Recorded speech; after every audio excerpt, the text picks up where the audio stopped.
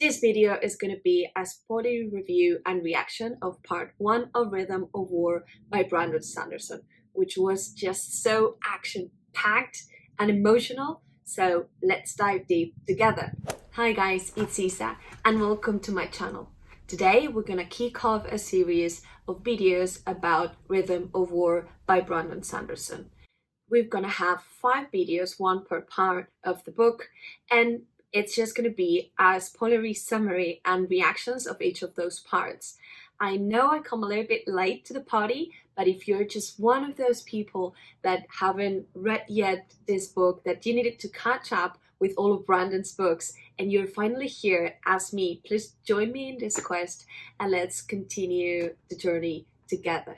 This part has the main point of view of Kaladin, Navani, and then we also get Shallan, Adolin, and a little bit of Bentley. We'll start this part with Navani, who up till this point has been a secondary character, and don't get me wrong, for me, her relationship with Dalinar, it's great. I love them together, but it's a little bit of a +1 situation for me, but getting to see her relationship with Gavilar here and seeing how they were broken really, and how Gavilar is super mean to her, making her feel like she's a gold digger and that she's worthless. It's so bad. And so I felt like, okay, now Navani, you are like the girl, I feel for you. But she feels super bad with him up till this point that she wishes Gavilar to die. And when he does, she just feels guilty because it was like, oh,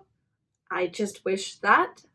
Am I a magician? We see how she is the better woman here, and she gets to write his legacy, painting Gavilar as a great man, a great king, although in reality he was turning slowly into kind of this monster thing. We also get like a lot of information of different worlds, world hopping, and it was like, what am I reading?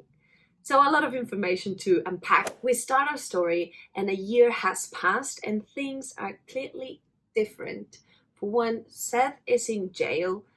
Second, it seems that Kaladin has had a girlfriend.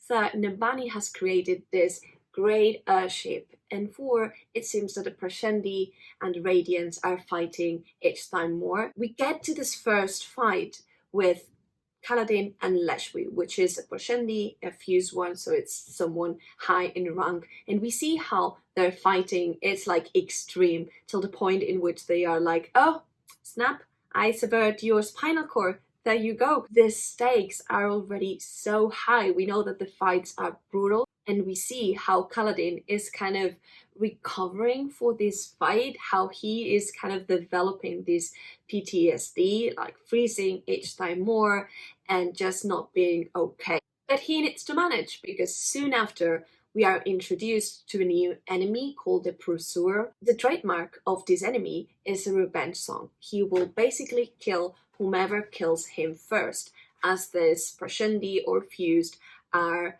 reincarnated time and time and time again. And so how convenient for a good old Cal that obviously kills the Pursuer and now has a forever enemy. And so Cal is extremely tired and he is obviously not ready to manage all of these situations when we get Moash into action. Like really soon, like now in this part of the book, part 1. How crazy is that? And Moash is keen on seeing Cal's downfall, till the point in which he is trying to lure Kaladin to get rid of his pain, get rid of his problems, of his sadness by just jumping to the void.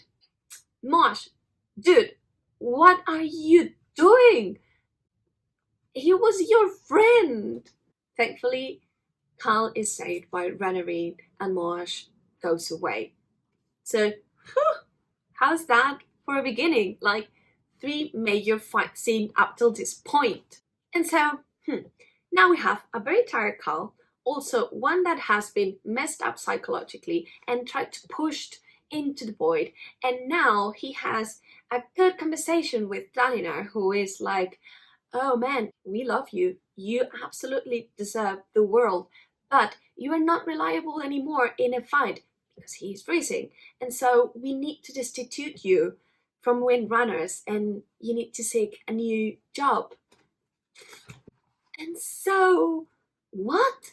I do love Dalinar and I do love Carl, and I think this scene was for that just so confusing because of the emotions that I was having. I know that that's good for Kaladin. He is obviously not ready to fight again, like he shouldn't, probably for a while. But then, are you really doing that to Carl? Are you taking away his purpose? Yes, he is.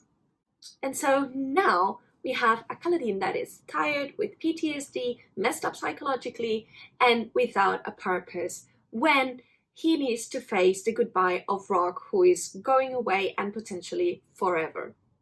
And so, what are you doing, Brandon? Meanwhile, Navani has been all scholarly. She has been contacted by a weird spren that is like, Navani, you are a heretic. You should stop hurting spren. And Navani is all concerned, like, oh no, who are you? Please let me know more. No answer for the spren. And so she's like, okay, see you never. And she continues doing whatever she's doing. Finally, we get to Adolin and Shallan, who are now to lead an exploration to Shadesmar to try to convince the owner spren to join humans, because they are like, nah, humans are bad humans. I'm not going there. And so we have Adolin, who is a cinnamon roll, and he's trying to cope with Shallan's, because Shallan has completely diverted herself in 3 personalities. She has Vale, Radiant, and Shallan, and in fact she is creating a 4th personality called Formless, who is kind of representing her tears, fears, and everything that she doesn't want to face. Shallan has a little bit of a double agenda here. She has been requested by the Ghostbloods to 1. Kill Eli, and 2. Go to Shadesmar, cool, but then kidnap someone there. And so although she didn't end up killing Eli, she gets killed anyway, starting a cycle of, ooh, there's someone within the Dalinar's inner circle that is a spy, and she needs to figure out who, which isn't gonna help her mental health. I tell you that. So let's see where we go from here. Last but not least, we get to Benley, who is a radiant within a Pershendi. And through her eyes, we see how they are organized in different levels of hierarchy. We get the Regals, we get the Fused, and so it's a little bit all confusing. But it's great to have like an inside vision on what's happening and how they are feeling. I think that helps to not really antagonize them as much and make them more personal, which is just fair, as we knew from last book that they were the ones original from Roshar. So I guess that's interesting. Although I don't really sympathize at this point with Benley as a character. I just don't see her. For me, it's like kind of bland. But let's see where we go from here. That was it for part 1. If you like it, please click the like button and subscribe to my channel. And don't forget to write down your comments of your theories. Did you feel the same thing that I felt? You were also conflicted with Dalinar, or it was like, no, Dalinar, you were a bad Dalinar? Just let me know, and please join me in this adventure with part 2. Bye!